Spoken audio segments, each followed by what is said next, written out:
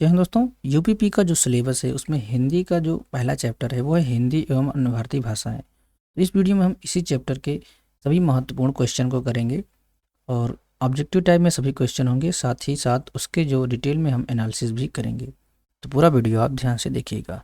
जो भी question previous year में आए हुए हैं उनको भी हमने यहाँ पे रखा हुआ है, जो नहीं आए हैं वो भी यहाँ पे रखे गए हैं। तो चलिए शुरू करते हैं। तो यहाँ पे हमारा पहला सवाल है, हिंदी भाषा किस लिपि में लिखी जाती है। ठीक, तो हिंदी भाषा हमारी देवनागरी लिपि में लिखी जाती है, जो कि ब्राह्मी लिपि का ही परिष्कृत रूप है, यानी इसी से बनी गई है। ये हमारी बाएं से दाएं यानी लेफ्ट टू राइट लिखी जाती है। थोड़ा सा हम पतला कर लेते हैं। ठीक, ये क्वेश्चन पूछा गया है एएसआई में 2001 में। चलते हैं नेक्स्ट क्वेश्चन पे। और दोस्तों, जो गुरुमुखी लिपि है ये पंजाबी भाषा की है। ठीक, मान लो कभी पूछा जाए अगर। और जो देवनागरी लिपि है ये ब्राह्मी लिपि का ही परिष्कृत रूप है। ये भी बाएं से दाएं लिखी जाती है, ये भी बाएं से दाएं लिखी जाती है। दोस्तों, अगला क्वेश्चन है कि भारत के किस प्रांत में कोंकणी भाषा बोली जाती है। दोस्तों, कोंकणी भाषा जो होती है वो महाराष्ट्र तथा गोवा प्रांत में बोली जाती है। और दोस्तों, वर्तमान में गोवा की राजभाषा के रूप में कोंकणी भाषा प्रतिष्ठित है। तो चलिए चलते हैं नेक्स्ट क्वेश्चन पे। दोस्तों, नेक्स्ट क्वेश्चन है, भारत में हिंदी के बाद सर्वाधिक बोली जाने वाली भाषा कौन सी है। पे भाष दिखा रहा है। तो हिंदी के बाद सबसे बोली जाने वाली भाषा कौन सी है, ये यहाँ पे पूछा जा रहा है। तो देखिए, इसका जो सही क्रम है हम आपको दिखा देते हैं यहाँ पे नीचे। देखिए, इसका जो आंसर इसमें से कोई नहीं होगा, क्योंकि अब जो है जो नया डाटा आया है उसके हिसाब से पहले हिंदी है, फिर उसके बाद बांग्ला है, फिर मराठी है, फिर तेलुगु है, फिर उसके बाद लास्ट में तमिल है। ठीक, इसी क्रम में ये चलती है। हिंदी है, बांग्ला है, मराठी है, तेलुगु है और तमिल है। तो इस विकल्प के हिसाब से यहाँ पे अगर ऑप्शन के हिसाब से देखा जाए तो दूसरे नंबर पे कौन सा होना चाहिए, मराठी होनी चाहिए। और सही सही कौन सी है, दूसरे नंबर पे बांग्ला है। ठीक, चलते हैं अगले क्वेश्चन पे। हिंदी को राजभाषा का दर्जा कब दिया गया था। ठीक, तो हिंदी को राजभाषा का दर्जा जो है वो 14 सितंबर 1949 को दिया गया था। इसीलिए 14 सितंबर को हम लोग हिंदी दिवस भी मनाते हैं। 14 सितंबर को ही हम मनाते हैं। ठीक, यहाँ पे देख सकते हैं हिंदी दिवस 14 सितंबर को ही मनाते हैं। फिर है, हिंदी भाषा की उत्तराधिकारी भाषा कौन सी है। तो हिंदी की जो उत्तराधिकारी है वो है संस्कृत। अब दोस्तों, हम यहाँ पे हिंदी भाषा का अगर विकास क्रम देखें तो सबसे पहले संस्कृत, फिर पाली, फिर प्राकृत, फिर अपभ्रंश, फिर अवहट्ट और लास्ट में यहाँ पे प्राचीन हिंदी और प्राथमिक यानी प्रारंभिक हिंदी की बात की जाती है। पाली भाषा में आपका बौद्ध धर्म था, प्राकृत भाषा में आपका जैन धर्म था। चलते हैं नेक्स्ट क्वेश्चन पे। दोस्तों, अगला क्वेश्चन है कि संसार की प्रमुख भाषाओं में हिंदी का कौन सा स्थान है। तो संसार की प्रमुख भाषाओं में हिंदी का जो स्थान है वो तीसरा है। ठीक, पहले नंबर पे जो है वो है इंग्लिश। अभी तक चीनी भाषा थी लेकिन अब इंग्लिश हो गई है। ठीक, दूसरे नंबर पे है मंदारिन, जो कि है चीन की मंदारिन। और तीसरे नंबर पे है हमारी हिंदी। ठीक, तो इसका जो आंसर होगा सी हो जाएगा। और हमारी जो हिंदी है ये भारोपी परिवार की भाषा है। ठीक, यहाँ पे जो दिया गया है ये गलत है, क्योंकि अभी जो इस समय वर्तमान में है वो तीसरे स्थान है। ठीक, इसमें दूसरा दिया गया है लेकिन दूसरा नहीं होगा, तीसरा स्थान होगा। बांगरू भाषा ज़्यादातर कौन से राज्य में बोली जाती है। हरियाणा, कर्नाटक, तमिलनाडु और बिहार। तो ये हरियाणा राज्य में बोली जाती है बांगरू भाषा। यूपीएसआई 2017 का क्वेश्चन है। यहाँ पे देख सकते हैं बांगरू भाषा जो है एक बोली है जो मुख्यतः हरियाणा राज्य में बोली जाती है। इसका अन्य नाम हरियाणवी है। यह पश्चिमी हिंदी की आकार बहुला उपवर्ग की बोली है। ठीक, अब चलते हैं नेक्स्ट क्वेश्चन पे। भाषा के क्षेत्रीय रूप को क्या कहा जाता है? जो भाषा की क्षेत्रीय रूप होती है वो बोली कहलाती है। इसका डी ऑप्शन जो है वो सही होगा। ठीक है, अब आगे चलते हैं। यहाँ पे एक कहावत लिखी गई है, कोस कोस पर बदले पानी और 5 कोस पर वाणी। चलिए आगे चलते हैं। हिंदी के स्थान पर अंग्रेजी को सन 1855 में भारत की शिक्षा और प्रशासन की भाषा के रूप में किसने स्थापित किया था? हिंदी के स्थान पर अंग्रेजी को। तो दोस्तों इसके लिए मैकाले फेमस थे। लॉर्ड मैकाले की शिक्षा नीति जो थी वो अंग्रेजी को जो है ज़्यादा बल देती थी। तो इसका जो सही आंसर होगा लॉर्ड मैकाले हो जाएगा।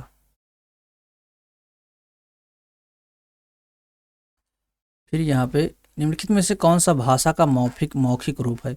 यानी जो हम लोग बोल के करते हैं, तो क्या करते हैं हम लोग? परिचर्चा करते हैं बोल के। निबंध, परियोजना, पत्र, ये सभी हमारे लिखित रूप हैं। ठीक, भाषा के इन पे हम लिखित यानी लिख के बात करते हैं, लेकिन जो परिचर्चा होती है वो बोल करके होती है। ठीक, अगला क्वेश्चन देखते हैं। कन्नौजी बोली मुख्य रूप से किस निम्न में से कौन से जिले में बोली जाती है? आपको ये बताना है। कानपुर, फर्रुखाबाद, इलाहाबाद और मुरादाबाद। तो इलाहाबाद में तो बोली ही नहीं जाती है। तो दोस्तों का सही आंसर जो होगा वो कन्नौजी बोली होगा। कहाँ पे बोली जाती है? फर्रुखाबाद जिले में बोली जाती है। ठीक, तथा ये ओकार बहुला ऊपर की बोली है और ये अब इटावा, हरदोई और पीलीभीत, शाहजहांपुर इत्यादि क्षेत्रों में भी बोली जाती है। चलते हैं हम 12वें क्वेश्चन पे। हिंदी की उत्पत्ति किस अपभ्रंश से मानी जाती है? तो हिंदी की जो उत्पत्ति है वो सौर श्रेणी अपभ्रंश से मानी जाती है। ठीक, सी ऑप्शन इसका सही होगा। और जो मागधी है, देखिए यहाँ पे और दिया गया है, जबकि प्राचर से हिंदी की, सिंधी की तथा मागधी से बिहारी हिंदी की और सौर श्रेणी अपभ्रंश से ब्रजभाषा की उत्पत्ति हुई है। 13वां क्वेश्चन देखते हैं। जनगणना 2001 के हिसाब से भारत में निम्नलिखित में से सबसे अधिक कौन सी भाषा बोली जाती है? तो जो पुरानी यहाँ पे जनगणना की बात की जा रही है 2001 के हिसाब से, तो यहाँ पे बंगाली इसका सही आंसर हो जाएगा। नेक्स्ट क्वेश्चन है, किस वर्ष में हिंदी भाषा को कार्यान्वित करने का प्रस्ताव था? तो 14 सितंबर 1949, जैसा कि हमने इससे पहले डिस्कस किया हुआ है। नेक्स्ट क्वेश्चन है, रोमन लिपि का प्रयोग किस भाषा के लिए नहीं होता है? तो ये इसका जो सही आंसर है वो है कुल्लुई। इस भाषा के लिए रोमन लिपि का प्रयोग नहीं होता है। यहाँ पे देख सकते हैं कुल्लुई भाषा के लिए रोमन लिपि का प्रयोग नहीं होता है। अन्य भाषाएं जैसे फ्रेंच, जर्मन, स्पेनिश के लिए रोमन लिपि का प्रयोग होता है। कुल्लुई भाषा क्या है? ये भारत के हिमाचल प्रदेश के कुल्लू जिला में बोली जाती है। अपने नाम सुना होगा कुल्लू मनाली। इस भाषा के लिए टाकरी लिपि जो गुरमुखी लिपि से मिलती जुलती है प्रयुक्त होती है। आजकल लोग इस भाषा को देवनागरी लिपि में लिखते हैं। दोस्तों नेक्स्ट क्वेश्चन है कि पुरानी हिंदी उर्दू और अंग्रेजी के मिश्रण से उत्पन्न नई जबान कौन सी है, यानी नई भाषा कौन सी है? तो वो है हिंदुस्तानी भाषा। अब दोस्तों नेक्स्ट क्वेश्चन है कि बघेली बोली किस क्षेत्र में बोली जाती है? ये आपको बताना है। तो बघेली बोली जो है वो जबलपुर क्षेत्र में बोली जाती है। मध्य प्रदेश साइड का जो भी क्षेत्र है वहाँ पे बघेली बोली बोली जाती है। देख सकते हैं यहाँ पे, देखिए बघेली बोली जबलपुर के क्षेत्र में बोली जाती है। ये बोली पूर्वी हिंदी की बोलियों के अंतर्गत आती है। इसका विकास अर्धमागधी अपभ्रंश से हुआ है। रीवा मंडल, मिर्जापुर आदि क्षेत्र में भी बघेली बोली बोली जाती है। इसका अन्य नाम रीवाई भी है। तो नेक्स्ट क्वेश्चन है, इनमें से कौन सा यानी कौन सी बोली जो मध्य प्रदेश के प्रमुख बोलियों में से नहीं है? यहाँ पे पूछा जा रहा है। मालवी भी है, निमाड़ी भी है, बुंदेली भी है, बांगरू नहीं है। ठीक, तो बांगरू कहाँ की है? बांगरू बोली जो है वो हरियाणा में बोली जाती है। हरियाणवी जो इसका एक अन्य नाम है। मालवी, निमाड़ी और बुंदेलखंडी ये मध्य प्रदेश की प्रमुख बोलियां हैं। आगे चलते हैं। अब नेक्स्ट क्या है, राघड़ी बोली कहाँ बोली जाती है? दोस्तों ये सब उप बोलियां हैं, तो ये हरियाणा में बोली जाती है। दोस्तों नेक्स्ट क्वेश्चन है, हिंदी भारत की कौन सी भाषा है? तो सभी लोग मातृभाषा इसको समझते हैं, लेकिन ये मातृभाषा नहीं, ये है राजभाषा। ठीक, राष्ट्रभाषा नहीं है, ये है राजभाषा हिंदी भारत की। और दोस्तों देख सकते हैं यहाँ पे भारत की राजभाषा के रूप में इसे 1949 में स्वीकार किया गया था और ये 343 एक के तहत जो है इसे मान्यता मिली है। इसे भारत की संघ की राजभाषा जो है कहा जाता है। कौन सी होगी इसकी लिपि? देवनागरी लिपि होगी। अनुच्छेद 343(1) में बोला गया है। दोस्तों यहाँ पे देखिए, भाषा लिखने के लिए प्रयुक्त चिन्हों के व्यवस्थित रूप को क्या कहते हैं? तो इसको लिपि बोला जाता है। चिन्हों के व्यवस्थित रूप को क्या बोलेंगे? हम लिपि बोलेंगे। तो नेक्स्ट है, हाड़ौती बोली कहाँ की बोली है? तो ये भी उप बोली है जो कि राजस्थान की है। तो नेक्स्ट क्वेश्चन है कि दिए गए विकल्पों में से द्रविड़ परिवार की भाषा कौन सी है? तो द्रविड़ परिवार की भाषा जो है वो कन्नड़ है। ये क्वेश्चन आया था यूपीएसआई में दिसंबर 2017 में। और दोस्तों देखिए यहाँ पे जो एक कन्नड़ भाषा है ये कर्नाटक राज्य में बोली जाती है और ये कर्नाटक की राजभाषा भी है। ये आपको ध्यान देना है। अब नेक्स्ट क्वेश्चन है कि निम्नलिखित में से कौन सी प्राचीन भारतीय आर्य भाषा कौन सी है? तो वैदिक संस्कृति जो है ये है प्राचीन भारतीय आर्य भाषा। तो नेक्स्ट क्वेश्चन है, मथुरा, आगरा, धौलपुर, ग्वालियर आदि क्षेत्र में निम्नलिखित में से कौन सी बोली बोली जाती है? तो दोस्तों जो मथुरा है ये सबसे ज़्यादा फेमस है ब्रज भाषा के लिए। तो इसका जो आंसर हो जाएगा ब्रज भाषा। अवधी हम लोगों का जो है लखनऊ हो गया, रायबरेली, ठीक, अमेठी, ये सब जो एरिया है इधर का ये सब अवधी क्षेत्र के लिए फेमस है।